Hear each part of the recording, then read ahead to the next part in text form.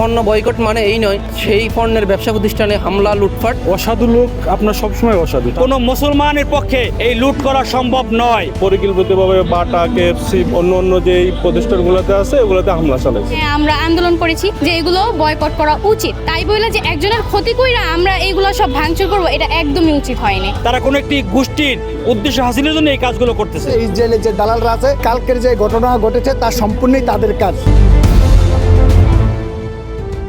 তাতে যে হামলাটা হয়েছে সেটা আমি মনে করি যে এটা পরিকল্পিত হামলা। এটা আমাদের দেশের মুসলিমরা যে ফিলিস্তিনের পক্ষে দাঁড়াইছে সেটাকে নস্যাৎ করার জন্য। কারণ বাটা মূলত চেক প্রজাতন্ত্রের একটা মানে ওই দেশীয় একটা কোম্পানি, এটা আমেরিকান কোনো বা ইসরায়েলি কোনো সংস্থা নেই। টানা সপ্তমবারের মতো বেস্ট টিস্যু পেপার ব্র্যান্ড হিসেবে স্বীকৃতি পেয়েছে বসুন্ধরা টিস্যু। আমরা মনে করি যে বিগত দিনে যারা বাংলাদেশের প্যাসিস্ট যারা ছিল তারা এটা অস্থিতিশীল পরিবেশ সৃষ্টি করার জন্যই এই পরিকল্পিতভাবে বাটা কেএফসি বা অন্য যে প্রতিষ্ঠানগুলোতে আছে ওগুলোতে হামলা চালাইছে। প্রত্যেকটি ভিডিও আপনি বিশ্লেষণ করবেন, দেখবেন কোনো মুসলমানের পক্ষে এই লুট করা সম্ভব নয়। কারণ মুসলিম মানি সৎ, মুসলিম মানি ন্যায়ের পক্ষে থাকবে, মুসলিম মানি এই চুরি লুটপাট থেকে নিজেকে সবসময় রক্ষা করবে। তাই কখনোই একজন মুসলিমের এটা কাজ নয়, এটি সম্পূর্ণরূপে ষড়যন্ত্রকারীদের কাজ, যারা বাংলাদেশে একটি অস্থিতিশীল পরিবেশ তৈরি করতে চায়। আপনি বিশ্বাস করুন আর না করুন, প্রত্যেকটি ভিডিও ছবি বিশ্লেষণ করলে আপনি এটাই পাবেন। তারা কোনো একটি গোষ্ঠীর উদ্দেশ্য হাসিলের জন্য এই কাজগুলো করতেছে। এই জিনিসটা ভালো হয়নি। হ্যাঁ, আমরা আন্দোলন করেছি যে এগুলো বয়কট করা উচিত, তাই বলে যে একজনের ক্ষতি কইরা আমরা এইগুলো সব ভাঙচুর করবো, এটা একদমই উচিত হয়নি।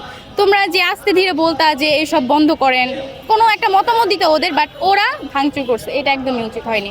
না, এরকম কিছু না, হয়তো বা ভুলে করেছে, এরকম কিছু না। দেশের কেউ কি নিজের দেশের দুর্নাম চাবে? এটা কখনো হবে যে নিজের দেশেরকে দুর্নাম করবো সব দেশের কাছে? এটা কখনোই পসিবল না। হয়তো বা কোনো প্রবলেমের জন্য হইতে পারে, কিন্তু এটা কেউ নিজে থেকে কখনো করেনি। ওরা হামলা করছে, মানে ওরা সুযোগ নিচ্ছে। এখন যেহেতু এরকম একটা পরিস্থিতি, ওরা এই পরিস্থিতির সুযোগ নিচ্ছে, এই সুযোগে ওরা লুটপাট করছে। প্যালেস্টাইনে যে বর্বর যে পাশবিক এবং নৃশংসতম গণহত্যা, এই গণহত্যার জন্য সারা বিশ্বেই এই গণহত্যাকে নিন্দা জানিয়েছে এবং সারা বিশ্বে এর প্রতিবাদ জানিয়েছে। এর ধারাবাহিকতা বাংলাদেশও বিভিন্ন মহল থেকে দাবি জানিয়েছে, বাংলাদেশের মুসলিম উন্নয়ন প্রতিবাদ জানিয়েছে এবং ইসরায়েলের যে অর্থনৈতিক উৎস, তাদের যে ব্যবসা বাণিজ্য, সেই পণ্য বয়কটের একটা ডাক উঠেছে।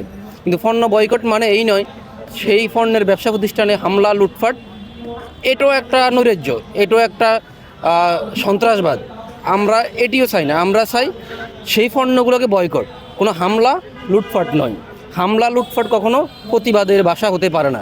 অসাধু লোক আপনার সবসময় অসাধু। তারা আসলে কোনো দলেরও না, কোনো দেশেরও না বা কোনো ধর্মেরও না, কোনো কারোরই পক্ষের না। তারা সেটা প্রমাণ করেছে এবং আসলে এটা খুবই নিন্দনীয় কাজ। বিশেষ করে বাংলাদেশে যে 5 তারিখের পরে এই ধরনের ঘটনা আসলে সবাইকেই আপনারা এটা খুবই উদ্বিগ্ন করে যে 5 তারিখের পরেও যে আসলে এই ধরনের ঘটনা হতে পারে, বা এত বড় একটি রক্তক্ষয়ী বিপ্লবের পরেও যে আমাদের মধ্যে এখনও অনেক মানে এই ধরনের মানুষ আছে, এটা আমাদের অনেকভাবেই ভাবায়।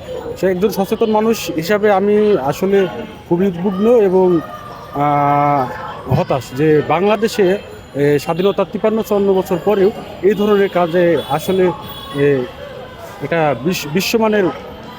বিশ্বমানের একটা কর্মসূচিতে এই ধরনের কর্মকাণ্ড তারা করছে। এটা আসলে খুবই হতাশ এবং উদ্বেগজনক। আসলে ইসরায়েলি পণ্য মানেই হচ্ছে আপনার এটা বয়কট করতে পারে, আমরা কিন্তু তাদের হামলা করতে পারি। এটা আমাদের দেশে তারা যেহেতু তারা ব্যবসা করছে, এটা আমাদের নিরাপত্তা দেওয়া, এটা দেশের এবং একজন সুনাগরিক হিসেবে এটা আমাদের দায়িত্ব। কিন্তু আমরা আমাদের জায়গা থেকে কি করতে পারি, তাদেরকে আমরা বয়কট করতে পারি।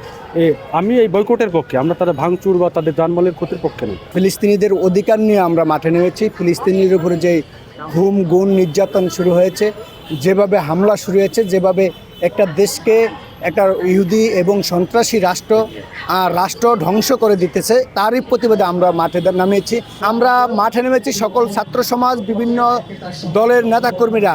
কিন্তু সেখানে আমরা দেখতে পেয়েছি যে বিভিন্ন যেমন কেএফসি বাটা শোরুমগুলো লুটপাট ভাঙচুর। আসলে এটা বাস্তবতায় এটা কোনো প্রতিবাদ নয়, এটা সম্পূর্ণই একটা মানে জুলুম এবং নির্যাতন, লুটপাট। এখানে কিছু শ্রেণীর লোক আছে এই আন্দোলনটাকে এখানেও একটা রাজনীতিক গেম খেলানোর জন্য আপনার এই কাজগুলো করে থাকে। আপনি জানেন কিছুদিন আগে বাংলাদেশ থেকে একটি স্বৈরাচার পালিয়ে গেছে এবং সে অন্য একটা রাষ্ট্রে বসে বিভিন্ন রাষ্ট্রীয় ষড়যন্ত্রের সাথে সে লিপ্ত, সে বিভিন্নভাবে রাষ্ট্রকে বিভিন্ন বিশৃঙ্খলা তৈরি করার চেষ্টা করতেছে। তো তাদের যে অনুসারীরা আছে এবং ইহুদি দালালরা আছে, ইসরায়েলের যে দালালরা আছে, এই কালকের যে ঘটনা ঘটেছে তা সম্পূর্ণই তাদের কাজ।